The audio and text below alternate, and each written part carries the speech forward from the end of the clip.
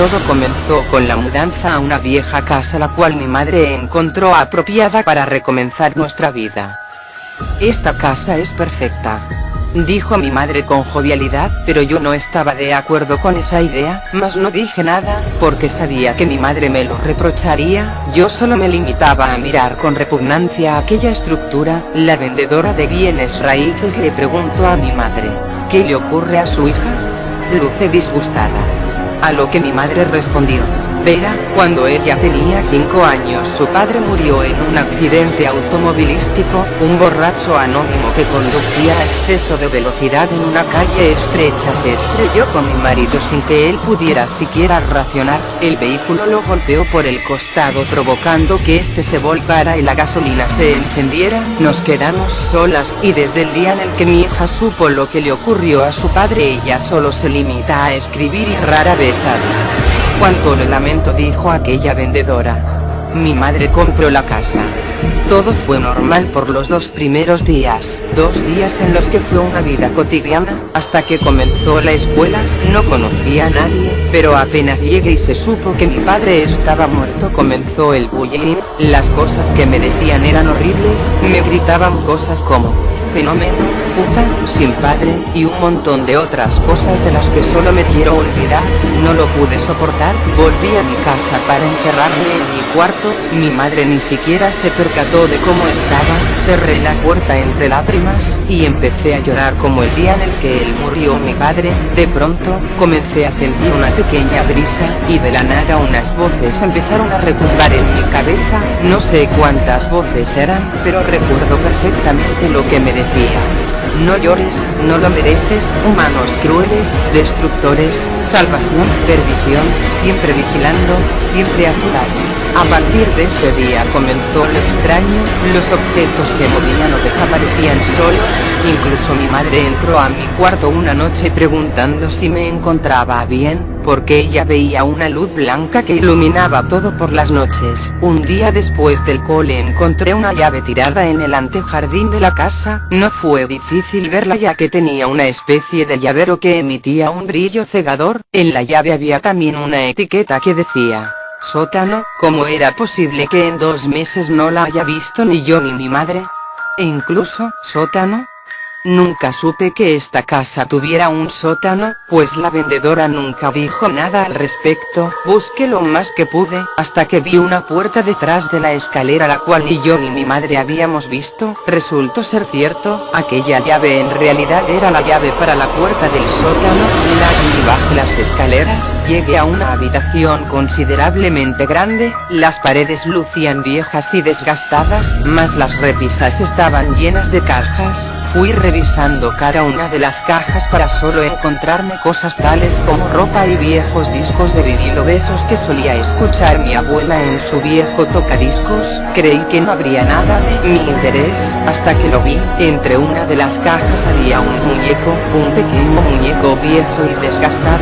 La lana que sobresalía de su cabeza daba la impresión de que alguna vez tuvo cabello. Su cuerpo estaba repleto de diversas costuras. Su ojo derecho era un parche con el diseño de un ojo en forma circular, y le faltaba el ojo izquierdo, pero este había sido reemplazado por un botón rojo, y tenía una boca que pareciera habían usado unas tijeras para realizar aquel macabro dibujo y luego lo cosieron para mantenerla cerrada, pero sin embargo no dejaba de ser una sonrisa. Por más sombrío que fuera hice algo que no debía haber hecho nunca. Lo cogí y lo llevé a mi cuarto donde lo puse sobre una pequeña mesa. Aquel simple muñeco se convirtió no solo en mi amigo, sino que también fue mi confidente. Era solamente un muñeco, pero su único ojo me daba un aire de confianza y temor a la vez. A medida que pasaron las semanas los sucesos paranormales seguían en aumento. Ahora se podían oír llantos y golpes por la noche, pero no simples llantos y golpes, sino que pareciera como si alguien estuviese sufriendo de una manera inimaginable y tratara desesperadamente de salir de aquel lugar. Mi madre me propuso un sinfín de veces de que nos fuéramos de aquel lugar, pero yo me negaba, pues ahora tenía a alguien que me acompañaba. El miedo y la soledad no existían estando al lado de aquel muñeco al cual nombré como Ville. Cada vez que iba a dormir lo abrazaba y le decía: Buenas noches Ville, te amo. Me encariñé tanto con aquel muñeco que lo llegué a considerar algo así como mi novio.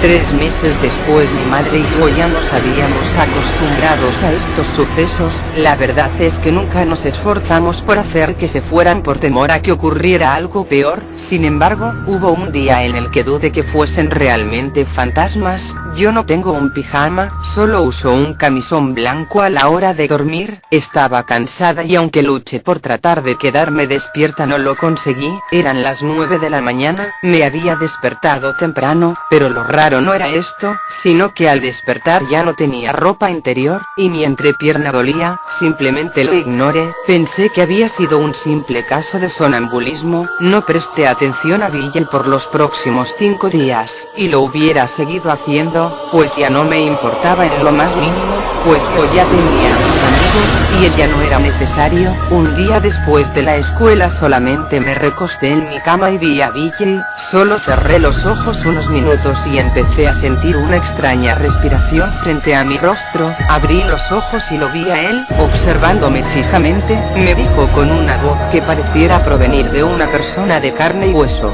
hola mi amor. Lo empujé y salí del cuarto para avisarle a mi madre. Cuando bajé las escaleras y lo que vi fue horrible. Su cuerpo estaba sobre uno de los sofás, la habían degollado y cosido su boca, la sangre que surgía de su cuello aún no paraba de salir, y su ojo izquierdo había sido reemplazado por un botón. Me caí al suelo y lo vi. De sus muñones surgían lo que parecían ser una especie de garras afiladas como una navaja, estaban cubiertas de sangre. Él lo había hecho. Lo observé y le pregunté: Ville, ¿y por qué lo has hecho? ¿Qué te he hecho? Usó sus garras para cortar las costuras de su boca dejando ver unos colmillos que conformaban su verdadera boca y me dijo: estúpida, ¿es que no te has dado cuenta? Tu nacimiento, la muerte de tu padre, la venida a esta casa, la llave en el antejardín, nuestro encuentro, todo fue planeado. Tu madre hizo un trato con nosotros hace años, un trato que garantizaba tu vida a cambio de un pequeño precio. De pronto su voz se convirtió en las voces que había oído anteriormente. Todo esto es un juego, y llegó la hora de terminarlo.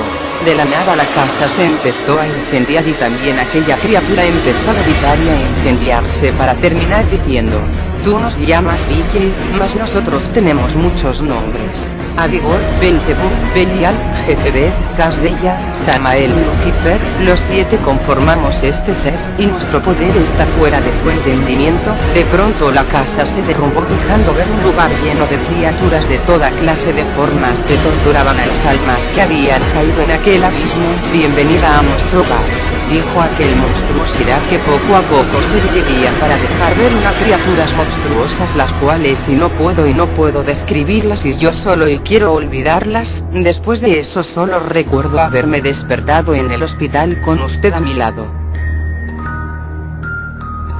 Catalina, quien en ese entonces tenía la edad de 18 años, falleció por un fallo cardíaco. El resultado forense también demostró que ella estaba embarazada, pero no de un ser humano, sino que hallaron una especie de bola de carne que tenía algo parecido a un botón.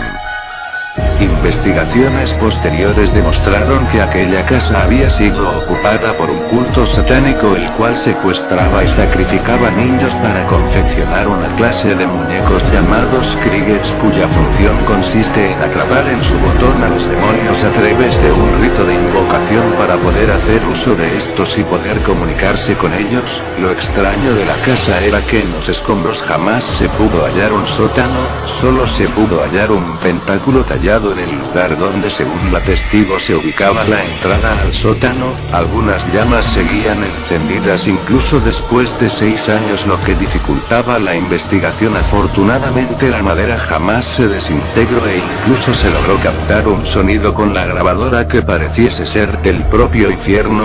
Lo hemos llamado Audio 23H. Además de esto también se halló un muñeco que coincide con la descripción dada por la víctima, salvo que el muñeco estaba compuesto por piel humana. El cabello era en realidad tendones y poseía un poco de cabello humano, el cual cumplía la función de un tipo de hilo que sujetaba al rostro de aquel muñeco un objeto hecho de hueso que parecía un botón.